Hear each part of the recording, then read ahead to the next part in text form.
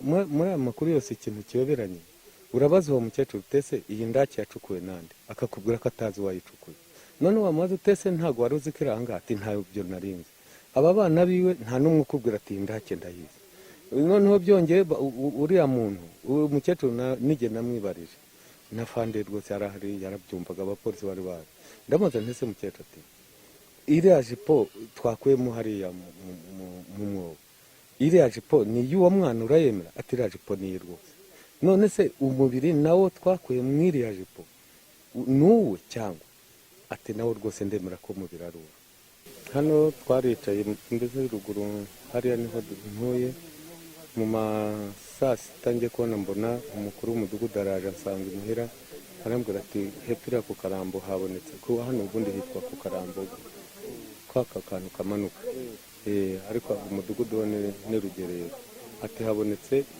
umubiri ati baje kumbwira ko uhabonetse ubwo tuhahise tumanuka turaza tugeze hano usanga muri ya tuwarete wabonaga usangamo yari yazanye kano akananwa n'igihanga noneho turumirwa cyane ubwo ngubwo twabwiye umwana tuti ubaye uretse abayobozi babanze baje baduha uburenganzira noneho tumukuremo wese ubwo gitifu yaraje na twemerera umuntu tumukuramo mbese ubona ko ibice byose mbese by'umubiri bivuye ubwo bahise bamujyana turataha ariko dusaba ko twakomeza tugashaka tukareba ko hari kubera ko twabonaga ari indake ikomeza igenda twashyiramo igiti tukabumva mbese nashyizemo igiti cya metero 2 na santimetero 50 noneho ngishyizemo numva kirakomeza kigenda ubwo rero batwemera ko tuzaza twakora umuganda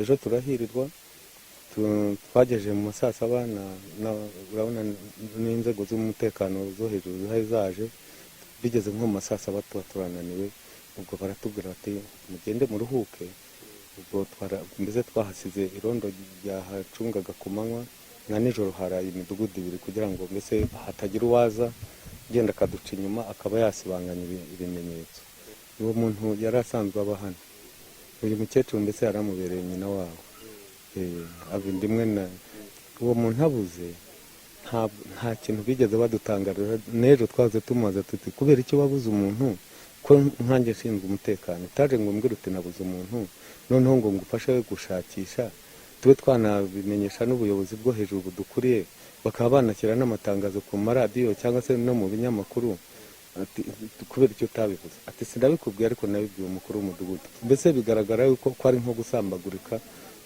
nta muntu yigeze abwira rwose ko umuntu yabuze umukuru w'umudugudu ntabwo yabyemeye rwose ko ni bimwe byo gusambagurikana umuntu muri aya makuru yose ikintu kiyoberanye urabaza uwo mukecuru utese iyi ndake yacukuwe nande akakubwira ko atazi uwayicukuye none wamaze utese ntabwo wari uzi ko iranga ati ntabyo narinzi aba bana biwe nta n'umwe ukubwira ati ndake ndayizi noneho byongeye uriya muntu uwo mukecuru nige namwibarije na fande rwose yarahari yarabyumvaga abapolisi bari bazi ndamaze ntese mukecuru ati iriya jipo twakuyemo hariya mu mwobo iriya jipo ni iy'uwo mwana urayemera ati iriya jipo ni iye rwose none se umubiri nawo twakuye mu iriya jipo n'uwe cyangwa ati nawo rwose ndemera ko umubiri ari uwe noneho ikibazo cyo kuba yaragezemo hariya nacyo kikaba ikindi wamubaza ati yashyizwemo nande ntakubwira ati nijye namushyizemo cyangwa se ni runaka wamushyizemo nigeze no kumubaza ntese waba hari ahantu wagiye ukamara nk'icyumweru cyangwa ukwezi umwana umusize hano mu rugo noneho wagaruka umwana ukamubura aribwo yenda twakeka ikigaragara cyo ntabwo yiyahuye biboneka ko yishwe kubera ko n'amakuru dufite uriya muhungu yaduhaye uwo mwana n'umwana wari ubayeho nabi hano ntabwo ngo bemeraga ko ari nk'umuntu waba afite nk'akabazo ko mu mutwe iyo yagiraga kenshi nigeze no kuza hano yarandegeye yuko ngo afate amafaranga y'ingoboka noneho kandi akaba nta kintu amumariye noneho ngo yavuga bakamukubita ubwo rero naraje ngeze hano ndebye wa mugana ukuntu abayeho iyo yavugaga ku cyerekeranye n'ayo mafaranga yarakubitwaga wumva ko ari umuntu wahoraga akubitwa mbese yarabayeho nawe mu buzima bubi naho ibyo kwiyahura byo ntibyabayeho, kandi iyo niyahura baba baratabaje bati wa mwana yiyahuye, dore aho yiyahuye. Ntabwo ikimenyetso rwose kigaragara ko ari ukwiyahura, kuko niyo yakwiyahura tuba twaramusanze yariyahuye muri wese, ntabwo twari kumusanga mu ndake ubona ko ari nk'umuntu wamusesetse. Ubundi uyu mukecuru ni nyina wabo, yabanaga na nyina iwabo naha hakujya. Ubwo we nyine ari mu gateganyo, bivuye ngo hari ahantu havuyemo undi mubiri. Ngiye ko nabwo ati muri umwanjye murekure ararengana, ariko nabwo ubwo yabarenganamo kereka uriya mwana atabaye Mukariyonza. Ubwo abaye Mukariyonza n'icyo abayobozi nicyo bashinzwe no kureba nyine no gushishoza, bo bakwishishiriza ubutabera bakareba uburyo bamufatamo. Ariko abaye undi nta kuntu yaba bizi, njye namutanze kuvuka njye ntabizi, kuko nimba namutanze kureba hanze ubwo nemerewe ko namutakureba ibintu byabaye. None se ko 92 njye nawe twiyandikisha mu irangamuntu yavutse 93 wiyandikisha 92, ubwo dusa nkaho turi impanga. Ariko namutanze nje kureba izuba, ubwo bivuye ngo ibintu byabaye mu ntambara ntazi, ntabwo yabimenya, yavuka nyuma yanjye. Twakoze igikorwa cyo muganda hano nyine tureba mu murwayi, twabonye umusibejo.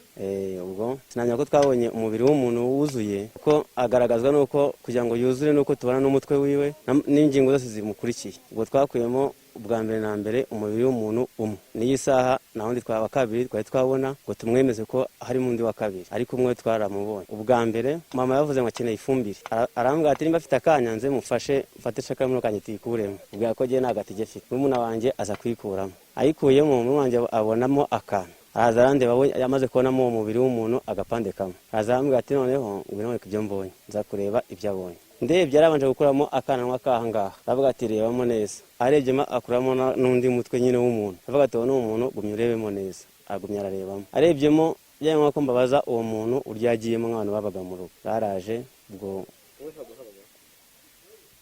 uburyo mpabamo ni nk'uko ari iwacu, mbamwira nawe kuba mwirango, ariko noneho iyo motara menya amakuru ya hano. Ubwo ndatembera nyine kuko nta gihe cyashira ntahageze, ahantu ntigeze namaze igihe ntagera hano, kereka ndi umuziki nkora ku mashini kuko sinigengaga. Ariko iyo nigenga ahangaha nta gihe cyashira njye ntahakandagiye. Umuntu wa mbere kuba hari umuntu twabuze hano, hakaba muri ya mwobo nta wundi bari bakuramo. Ubwo ndakeka ariko nta gihamya afite. Ubwo gihamya cyanyuma na nyuma nzakimenya nuko bageze ku ndunduro yuriya mwobo babuze mu ndi muntu, ubwo nzahita numva amakuru ya nyayo ko hari umuntu twabuze, kandi twabonye umubiri w'umuntu hano. Ubwo ni ugukeka, sindabyemeza neza nanjye.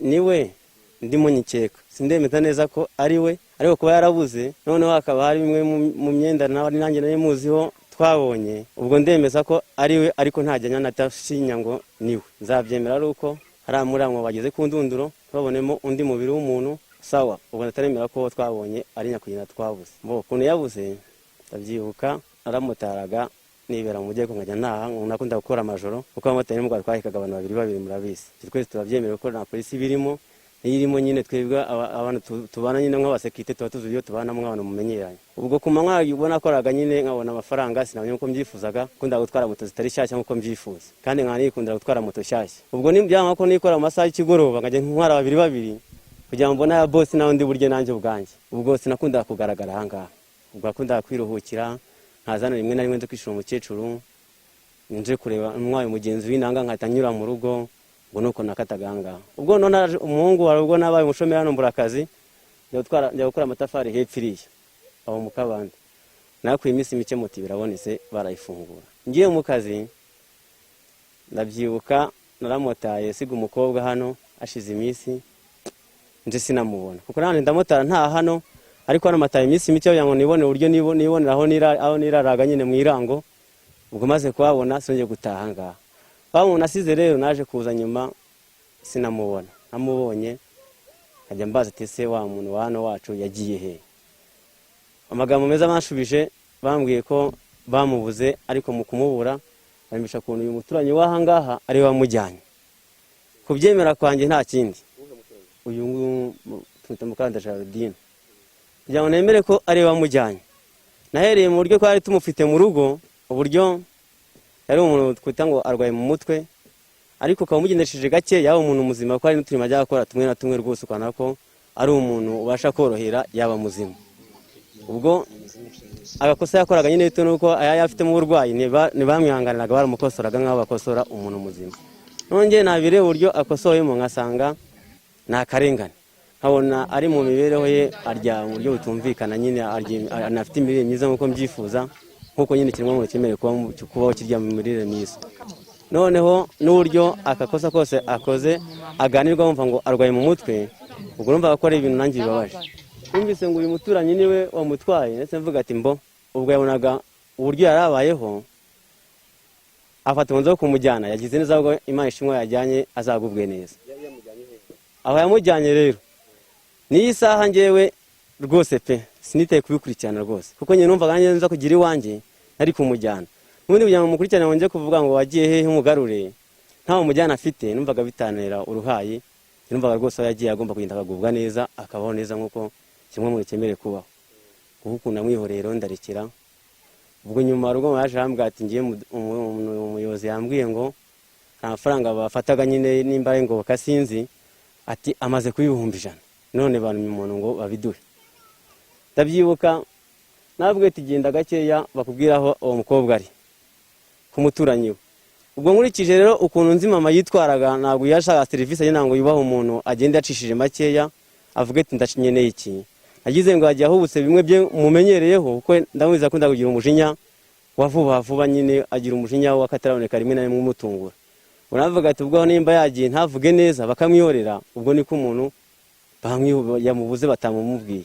Kuko nemeza ko kuba batamubwira aho uwo muntu ari namyaga ibintu bibi, kuba yajyanye discipline nkeya no kuba bazi iyo turi hano imibereho abaho nyine mu buzima bwacu, kuko ukuntu ntabyitayeho rero. Bo ntakubeshye kwa ko ntitaye ku mwaka yagendeye, kandi nkankunda kuba hano nasubirayo.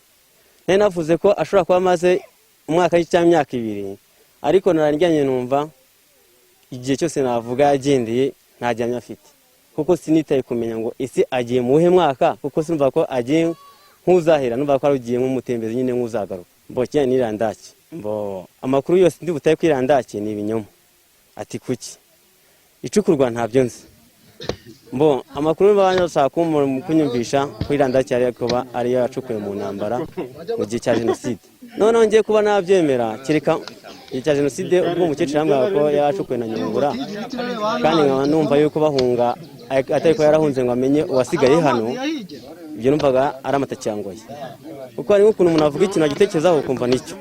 Yaravuga ati indake ishobora kuba yacukuye na Nyungura. None nkibase ko wumva amakuru wumva asigaye ahangaha, ariko wari warahunze, ni gute wumvise ko umuntu Nyungura yaje agacukura indake hano ukahita ubyimaje namwe? Ibyo ni ibinyoma ko ntajyanye ufite.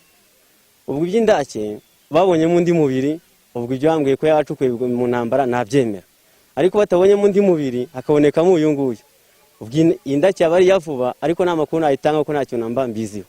Byabaye hano byatangiye ku cyumweru, narimo nkuramo ifumbire muri toilette, ndazamura ifumbire, sinzi ukuntu nasubije igiti inyuma nyine ndimo ntera, mbona haridutse ncengezamo igitiyo ngo ndebe umwobo urimo icyo ushatse kuvuga. Nkurura igitaka kivanze n'umubiri w'umuntu nyine, tongera noherezamo, nkurura undi mubiri. Ndamamagara mukuru wanjye ati ngwino nkwereke ibyo mbonye. Mukuru wanjye niko kuza ndabimwereka, ko kujya inama amateka twitabaza ubuyobozi, tuyibwira ubuyobozi nyine buradutabara. Umubiri twabonye nabonye wuzuye, nta rugingo numva nabuzemo.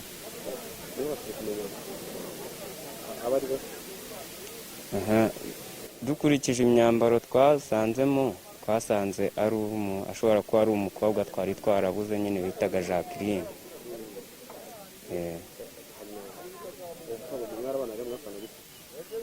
Umushiki wanjye wo kwa mama wacu twarabanaga. Umukecuru yabyirutseho bakazajya bamuha amakuru ngo abingoma, kambwira nyine yagiyeyo. Urumva iyo yambwiraga yagiyeyo jye sinabikurikiranaga, nari ifite ibindi naga nibereyemo nyine, nawe urabyumva. Gusa amakuru yampaga nuko yashakishije ajyana no ku kagari kawo mu Matyazo, cyitabaza ubuyobozi bwaho nyine.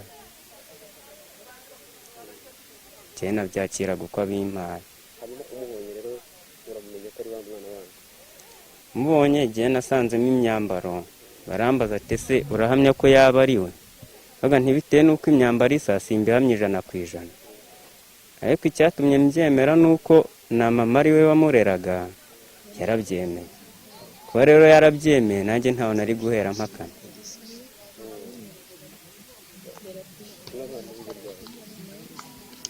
Shize nk'imyaka nk'ibiri.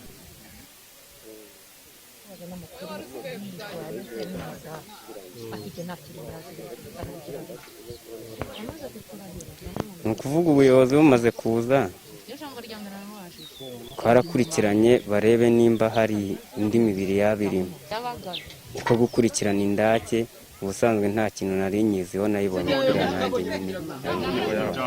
Naryo Jacqueline barabanaga nyine, umukecuru waturera twembi, gusa agiye ntababeshye nubwo nagana niho ntahabaga, narabungaga njya kwa nyokuru nkagaruka, cyangwa se ntabwo nirwaga hano, nakundaga no kuhagera bugorobye cyane nko mu masaha. Jacqueline yari mu kigero cy'imyaka 30 yo kumubona Mariya se nyine. Tumaze kumubona abayobozi baravuze ati kuva uyu nguyu abonetsemo wasanga harimo n'abandi benshi, niko gukora biriya nyine namwe mubonye nanjye niko nabibonye.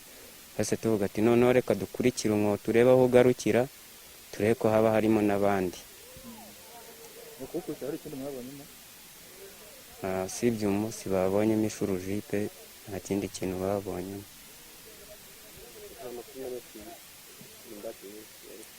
Habe na makeya, nanjye nayabonye gutyo nyine ndimo nkuramo ifumbire mbona ndaharoboye.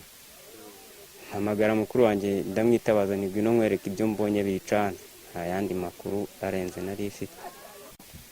Byatangiye ejo bundi uko bashaka kuvudura toilette zabo ngo babone ifumbire, kubera ko abantu bari babonye umubiri wa mbere. Byatangiye ejo bundi bakujya bisanga toilette uko imeze, kubera ko bayimanuka bagatandika mu mpande. Ejo nibwo batese toilette itameze nk'izindi tubona aho yakabanta itambika haba harimo iki. Ejo nibwo yimeje rero gukurikirana uko Kenya haba hatambitse babonamo umubiri umwe, kandi akabona umubiri uracyakomeza. Byarangiye rero taharangije, umunsi bakomeje basanzemo imyambaro, basanzemo ibindi bice by'umubiri bitandukanye, kandi nk'uko babibonye umubiri cyakomeza nta kurangiye. Urebe igikorwa cyakomeza ni tubonerwa cyane, twatashaka n'izindi ngufu zindi zitari iz'amaboko y'abantu gusa. Inzego z'iperereza z'umutekano zarabisuzumye, bazashaka ibimenyetso byinshi ntabwo nahita nkubwira, kandi bikiri iperereza gusa. Ingenzi no kubonye ko hashyirwamo abantu yenda kuzatandukanya ngo ndabona wa jenoside n'undi, biracyashakishwa amakuru azatangwa nk'uko babibonye. Ubutumwa natanga ko tutamenye nyine yambo niba ari yaje tuteka niba ari umuntu mu rugo, cy'ingenzi gisabwa no gutanga amakuru atangira ku gihe. Ibyo byose urabona ko yamubiri irimo imaze hafi imyaka atamye ngo niye. Nuko amakuru yarazwi ntatangwe, ariko ko byagiye bigaragara abona ko akiza kugaragara amakuru atangwa ko bagenda igikorwa gikomeza, nuko inzego zibishinzwe iperereza zizagenda zibikurikirana, nuko n'amakuru yayo azagenda yatangwa.